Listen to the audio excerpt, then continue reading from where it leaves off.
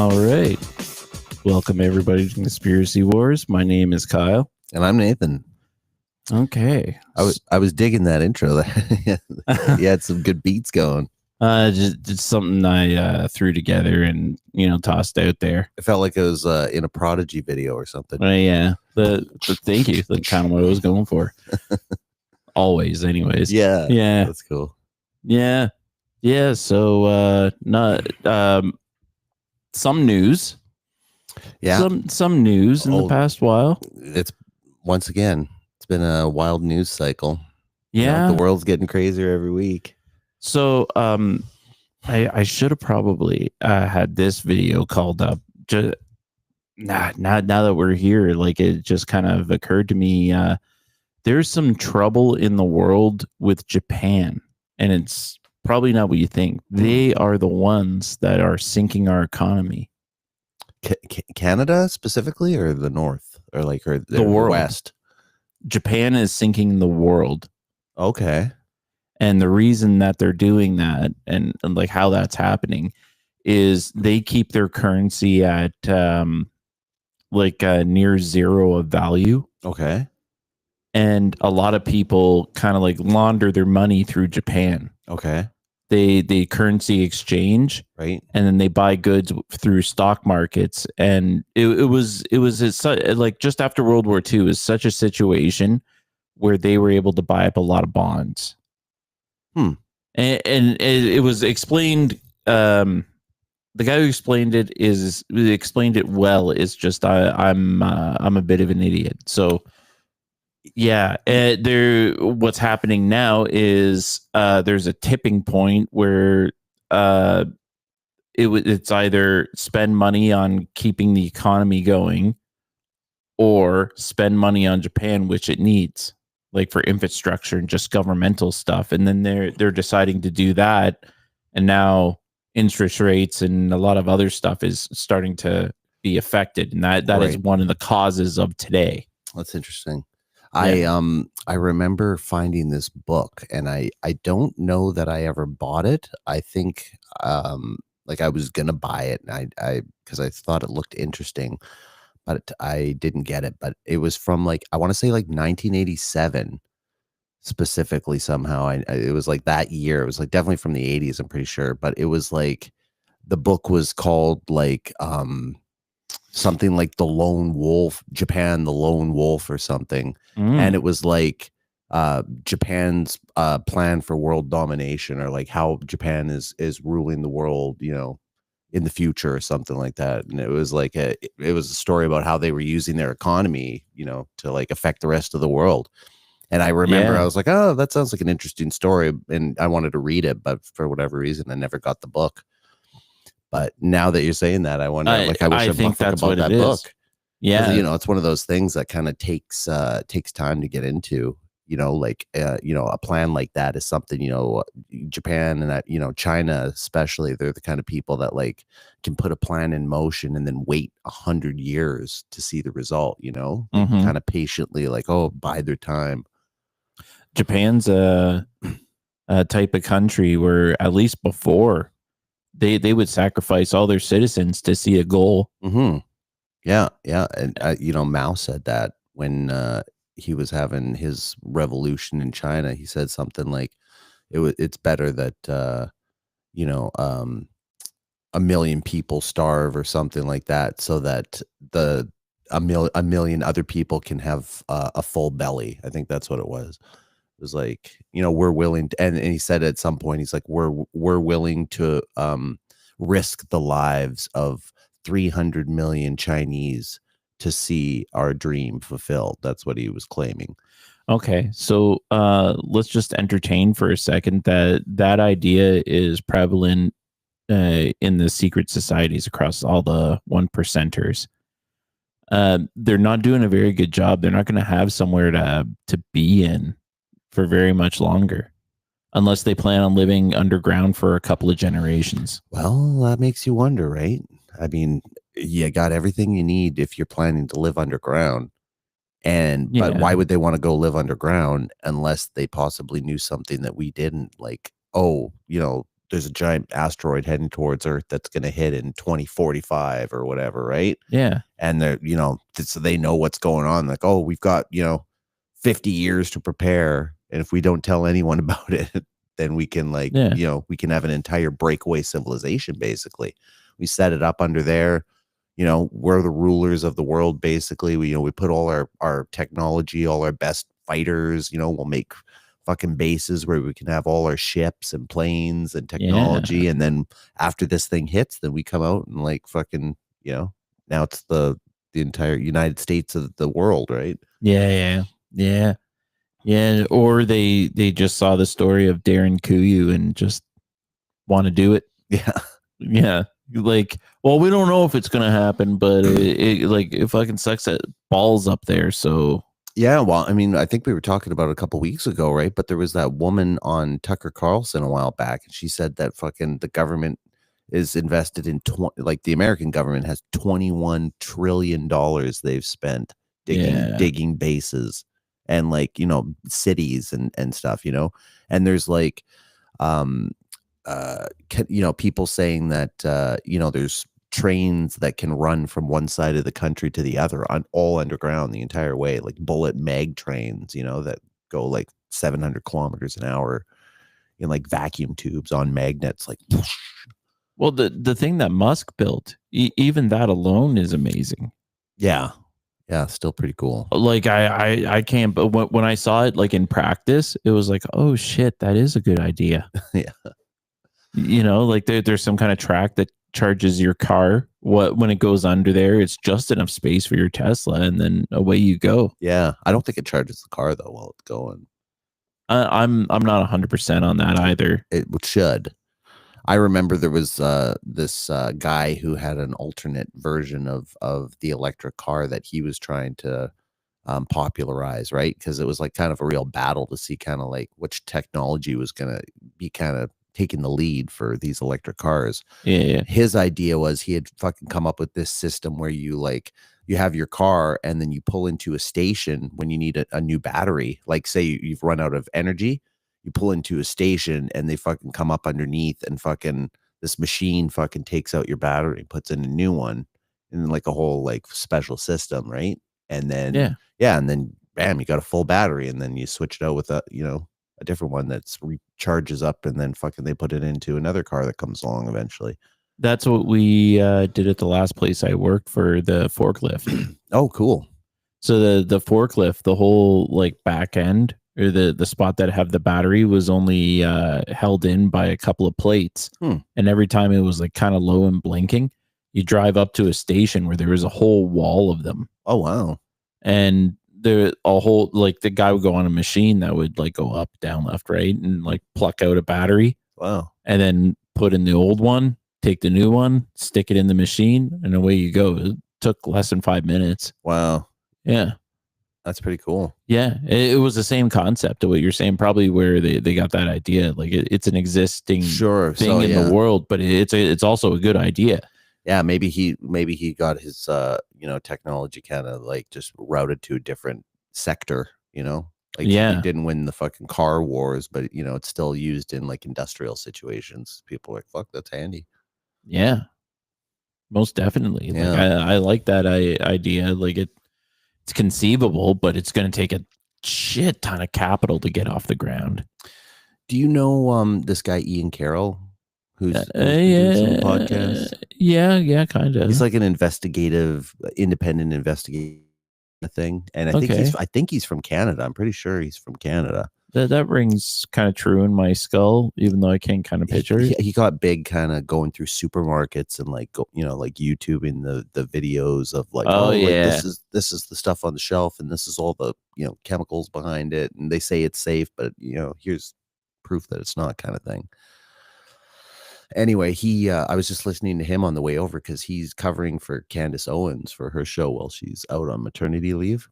Oh, okay. Yeah. Okay. And anyways, he was just talking about Elon Musk and his Boring Company and stuff, and like how he's got all those government contracts with Starlink and stuff.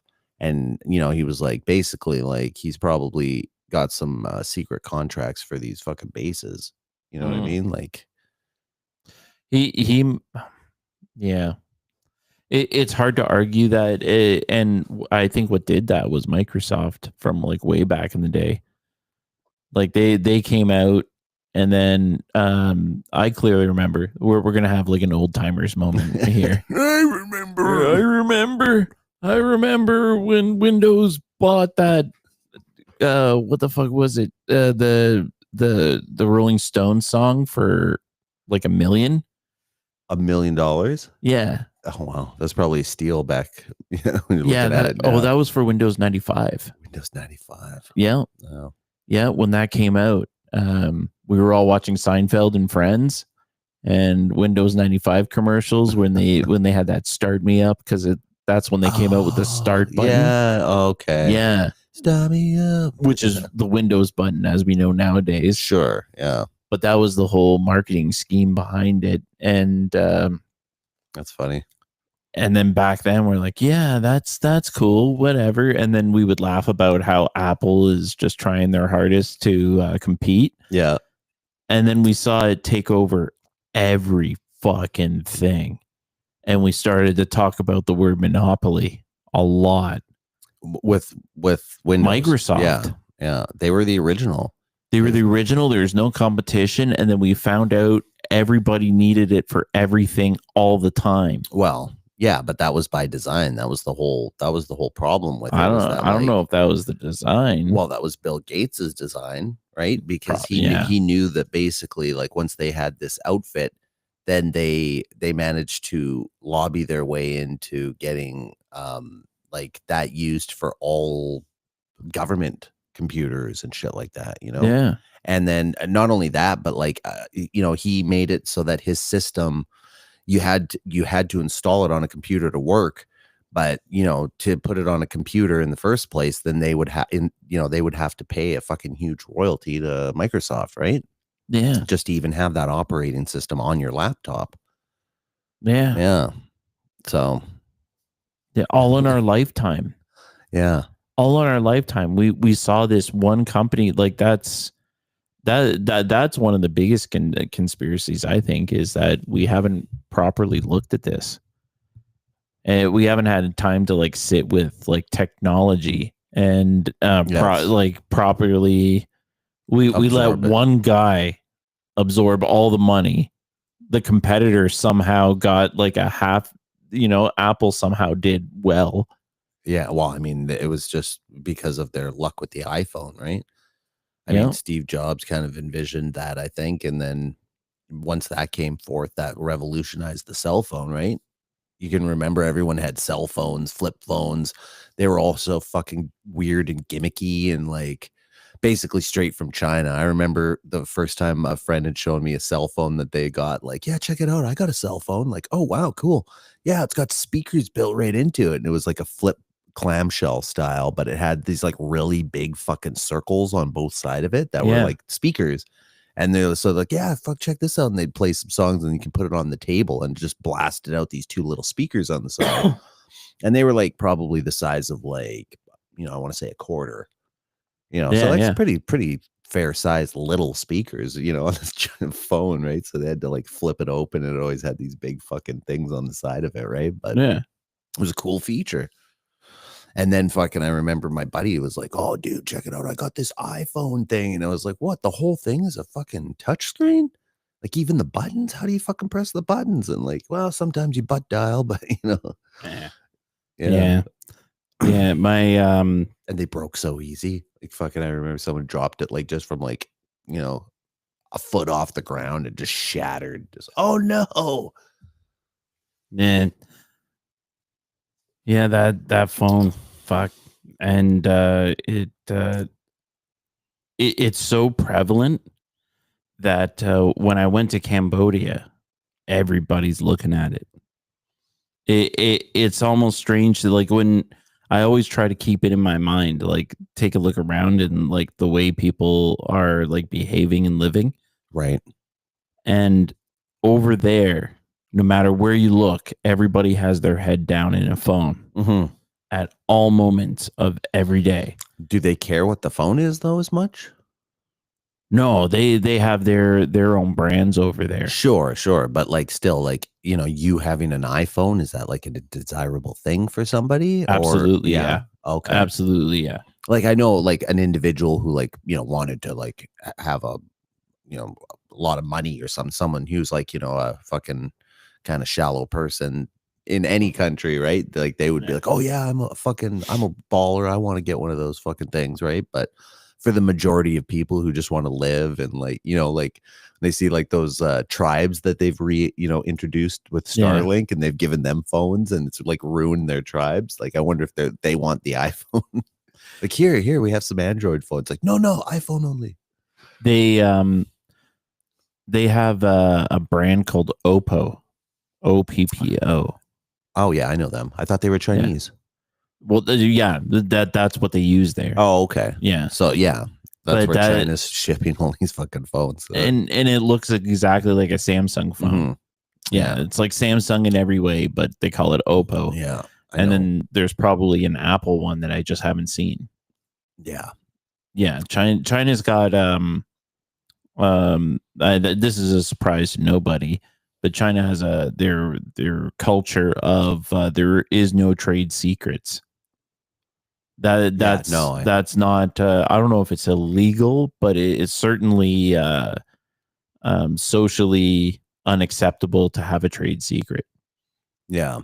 Well, I mean, there is a bit of secrecy between themselves, but I think they feel like if they can, you know, figure out someone's secret, then that by cracking the code, that gives you authorization to use it, basically.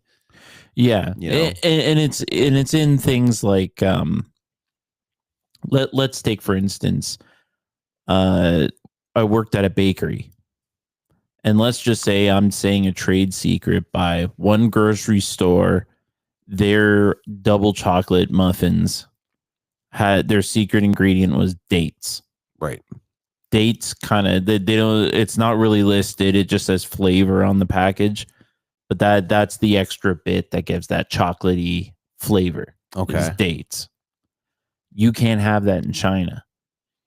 Everybody knows it's dates. Right. They have to. And this is in terms of like manufacturing. So did we speak about this the last time? How the iPhone bought China? I don't think it was the last time. It might have been the time before we were talking. Yeah, we talked. Yeah, so I don't want to repeat myself. It still stands to say, think about when the iPhone came about. Think about China before and think about China after. Mm-hmm. There's a clear difference. And when they figured out the manufacturing, and that is not a trade secret, they just took those machines and applied them everywhere. We got Temu. Yeah. Yeah. And dollar stores. Yeah, true enough, eh? And that was all Apple. And Apple's going over there and showing their workers, no, you have to work like this to be more efficient, like the US. This is how it was Apple all along that fucked us over. Wow. Yeah. Yeah. It's all Apple. Well, greed. Yeah, greed. It's always greed. Yeah. But it created a web that turned out to be no bueno for anybody. Like if we at least had like some kind of utopia going on. Yeah, I'm sure, you know, we've had that opportunity through history, but it always gets fucked up somewhere. You know, it's always someone in power. It's like, you know, I should be the one to have all the power, not you peasants, right? They see a couple of, you know, fucking greedy people and a bad crowd of fucking people that are, you know, like, give us food, and then they're like, oh, these people aren't worthy, you know. Okay, so if there is some kind of deity listening right now that can pull strings on lottery win for me, I will create a shipping container ghetto village to try to make the world a better place.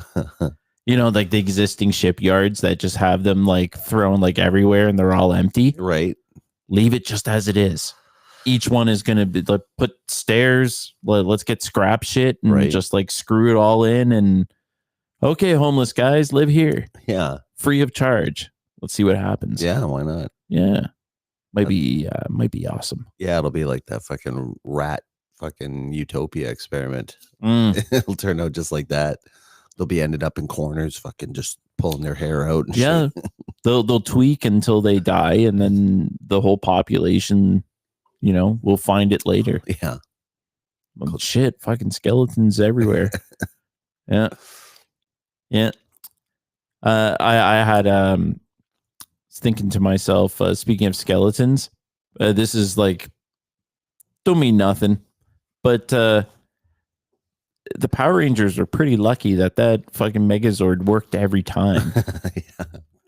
It never got stuck. I know. I don't know who's responsible, had to grease it up and shit, make sure it was well oiled. Yeah, none of the doors stuck. Like you didn't have a Megazord walking around like knocking the side of his head and like clawing at his ear, and there's just like colorful skeletons inside his face. I kind of feel like that was built in China too, so it's surprising that it works so well. Yeah.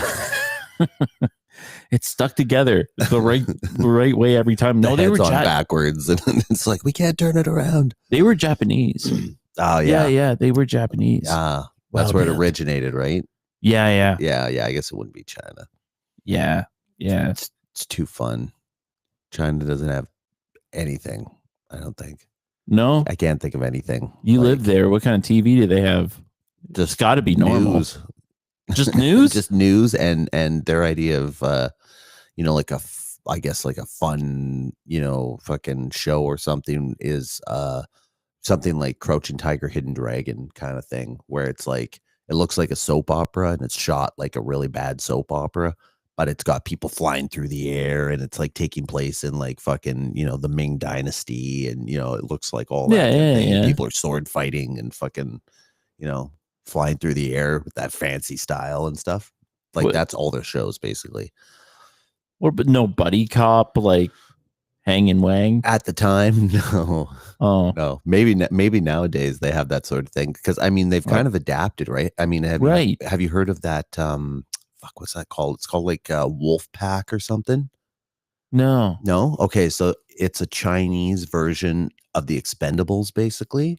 Oh, and so it's like all these fucking like Chinese diehard fucking military dudes. Like one's a fucking explosive expert, one's a whatever, and they're fighting against America. America's the bad guy in their movie. Well, so like they're like, oh, we have to bring down China and fucking this and that, and then they're showing the Americans like gunning down a village of innocent people and stuff like that. And then, okay.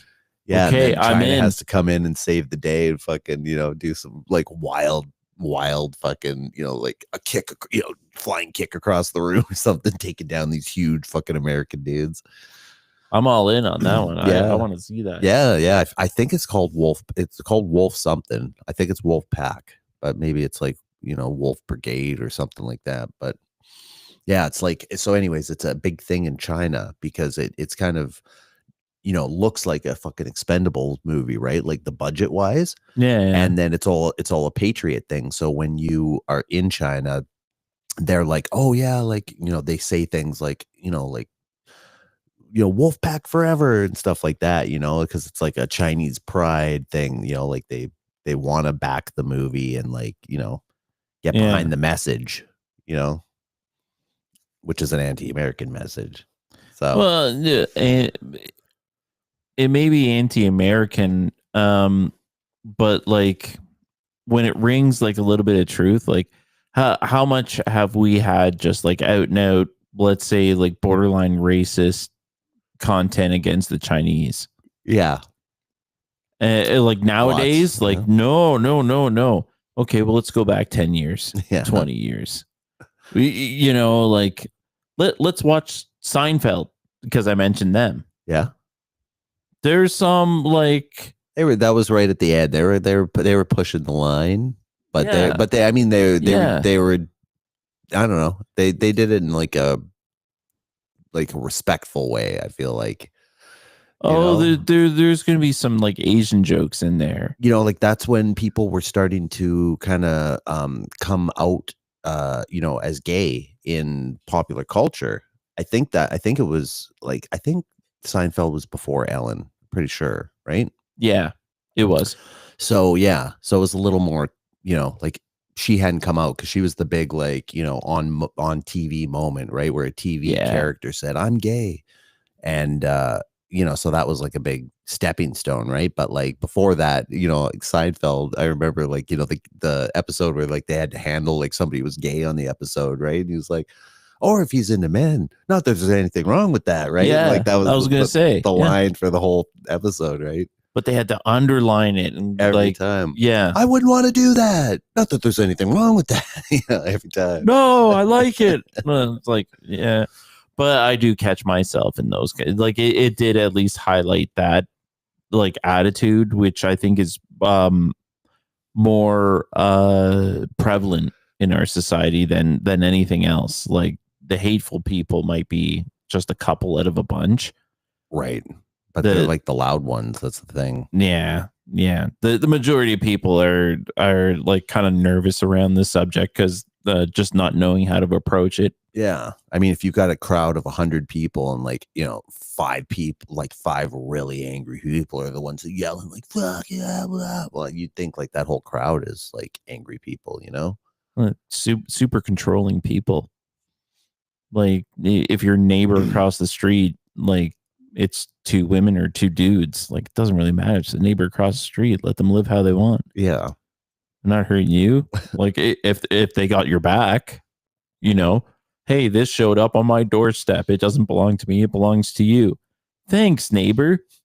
Yeah. Yeah. You doing whatever you do had no part of me getting my package. Yeah. Or, you know, like helping each other out, mow each other's lawns, have lawns.